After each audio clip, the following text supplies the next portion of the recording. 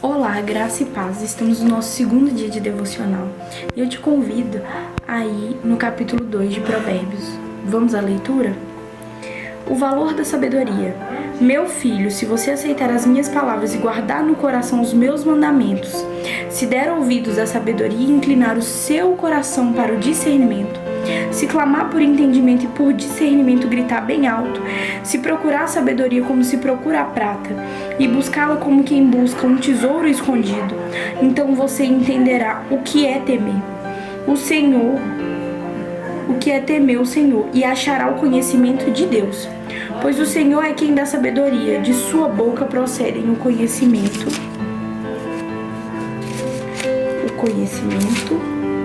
e o discernimento. Vocês veem aqui que o princípio da sabedoria é o temor a Deus. É você ter temor ao Senhor. O que é temor? Temor não é ter medo. Temor é ter respeito, é amor. É você olhar para aquela pessoa com tanto respeito, com tanto significado, que você respeita ela sem ter medo. Você não tem medo. Você teme ela pelo amor que você tem, pelo respeito que você tem pela vida dessa pessoa, né? Ele reserva a sensatez para o justo como um escudo, protege quem anda com integridade. Muitas das vezes a gente entra em debates, né, tentando defender as nossas pautas, o que a gente acredita, e muitas das vezes a gente esquece que o Senhor está aqui para também nos justificar. Ele não está aqui só para isso, mas Ele também nos justifica. E muitas das vezes quando a gente tenta se justificar, eu lembro que a minha pastora falou isso uma vez na célula, que todas as vezes que a gente tenta se justificar demais, é porque a gente acredita que Deus não pode nos justificar. A gente quer falar o que na verdade a gente devia deixar o Senhor falar e não tentar tomar essa posição dele. Pois guarda a vereda do justo e protege o caminho de seus fiéis. Aqui falo sobre as pessoas que acreditam no Senhor. Muitas das vezes, como eu disse no devocional de ontem, parece que tudo tá dando certo para quem faz as coisas erradas, né? Não vive de acordo com os princípios. Mas aqui fala que independente da circunstância, o Senhor está do nosso lado. E vou falar para vocês, irmãos, não sei se tá escrito isso na Bíblia ou não, mas uma coisa vocês podem ter certeza, se eu falo de mim mesma aqui para vocês, eu prefiro 1000 vezes ter a presença do Senhor do que ter todo o resto e não ter a presença dele junto comigo.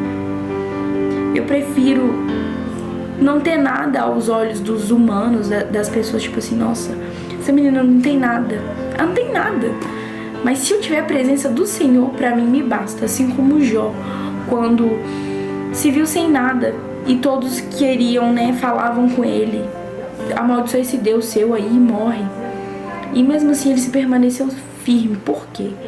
Porque ele tinha convicção de que a presença do Senhor estava com ele.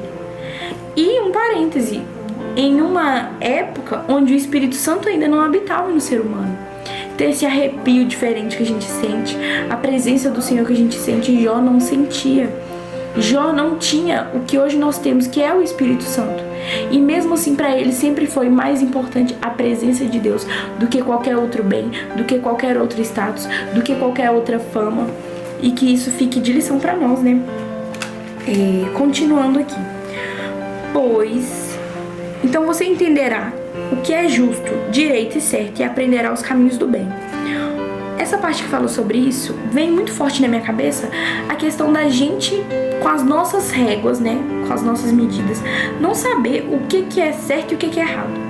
Se a gente for olhar o ser humano, basicamente, por exemplo, hoje em dia, que é uma coisa que todo mundo fala, a Bíblia também menciona, um dos únicos deuses que a Bíblia menciona é o Mamon, né, o deus do dinheiro. O dinheiro, né, um deus nas nossas vidas. Então vou usar esse exemplo. O dinheiro é uma coisa amaldiçoada? Não. O dinheiro, assim como qualquer outra coisa, se você souber usar, é bênção, mas se você não souber usar, vira maldição. Se você não tiver sabedoria para lidar com dinheiro, vira maldição. Aí eu vou pegar um exemplo para você. No olho dos homens, tudo aquilo que te faz ganhar dinheiro é bênção. No olho humano. Tipo, não, eu tô igual, aconteceu isso comigo. Eu vendia trufa e eu tava vendendo muito bem as trufas, eu tava ganhando um dinheiro bacana com as trufas. E aparentemente parecia ser assim, incrível. Uma bênção do Senhor, Deus derramou esse milagre sobre a minha vida. Só que, por causa desse dinheiro da trufa, eu tava me afastando das coisas que o Senhor queria que eu fizesse.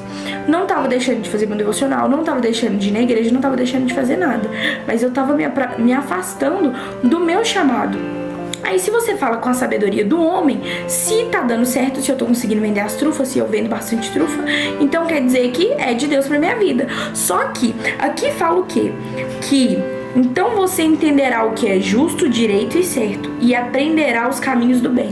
Significa o quê? Que se depender do nosso conhecimento, da nossa sabedoria, nós não vamos saber de nada. A gente não vai saber o que é bom, a gente não vai saber o que é verdade, o que deve ser feito, o que não deve ser feito. Agora, quando a gente clama pela sabedoria do céu, quando a gente clama pela sabedoria do Senhor, tudo se clareia, tudo se faz novo e tudo fica claro e objetivo e fica muito nítido o que é certo e o que é errado para nós como cristãos. Pois a sabedoria entrará em seu coração e o conhecimento será agradável à sua alma, né? Você vai estar próximo da presença do Senhor, vai estar íntimo ali dele, você vai ouvir o que o Senhor fala contigo, né? O bom senso o guardará e o discernimento o protegerá. Quando a pessoa tem bom senso, ela se guarda de tantas situações. E o discernimento a protege, porque quando você tem um discernimento do Espírito Santo, tudo que você vai fazer, você não faz por fazer, você faz, nossa, será que Deus vai agradar disso? Não, eu acho que Deus não vai gostar disso, então eu não vou fazer. Então tudo isso tem a ver com o quê? Com a sabedoria do céu, com a sabedoria que vem do Senhor, né? A sabedoria o livrará do caminho dos maus, dos homens de palavras perversas. Quem tem sabedoria não anda mal acompanhado, né? Que abandonam as veredas retas para andarem por caminhos de trevas. Têm prazer em fazer o mal, exultam com a maldade dos perversos, andam por veredas tortuosas e no caminho se extraviam. Ela também o livrará da mulher imoral, da pervertida que seduz com suas palavras, que abandona aquele que desde a juventude foi seu companheiro e ignora a aliança que fez diante de Deus. A mulher imoral se dirige para a morte, que é a sua casa, e os seus caminhos levam às sombras. Os que a procuram jamais voltarão, nem tornarão a encontrar as veredas da vida. A sabedoria o fará andar nos caminhos dos homens de bem e manter-se nas veredas dos justos, pois os justos habitarão na terra, e os íntegros nela permanecerão. Mas os ímpios serão eliminados da terra, e dela os infiéis serão arrancados. Aqui fala sobre o futuro, né, das pessoas que não tem a sabedoria do alto, que não tem a sabedoria de Deus.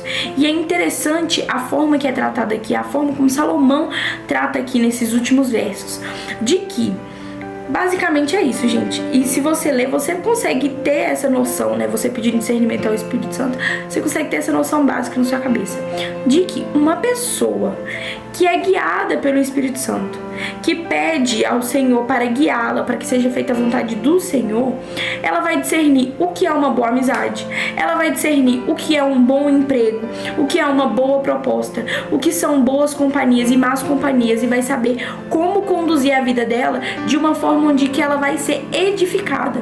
E com isso, ela vai chegar à Nova Jerusalém, ela vai se encontrar com Jesus quando ele voltar.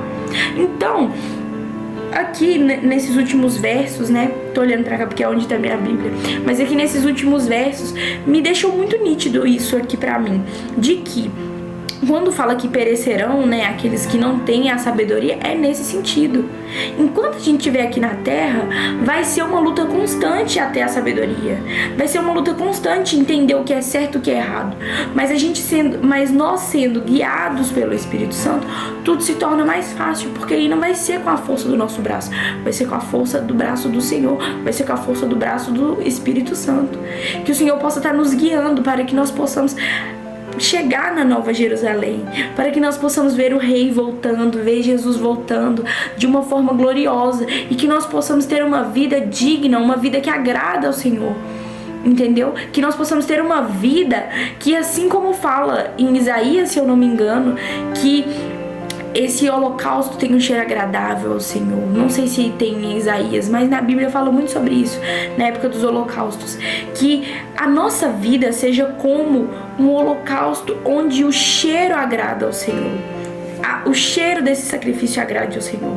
Que o Senhor olhe para as nossas vidas e sinta orgulho e fala assim: nossa, ele se esforça, ela se esforça para viver em santidade, ela se esforça para ter a sabedoria do alto. Porque por mais que todos que acreditam em Jesus Cristo, né, vão para a Nova Jerusalém, nós vamos ter o nosso galardão.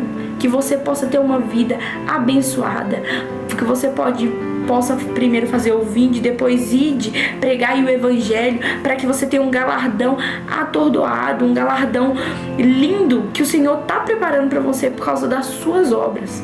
Então, que o Senhor te abençoe. Até amanhã, Provérbios 3. Deus abençoe. Um beijo.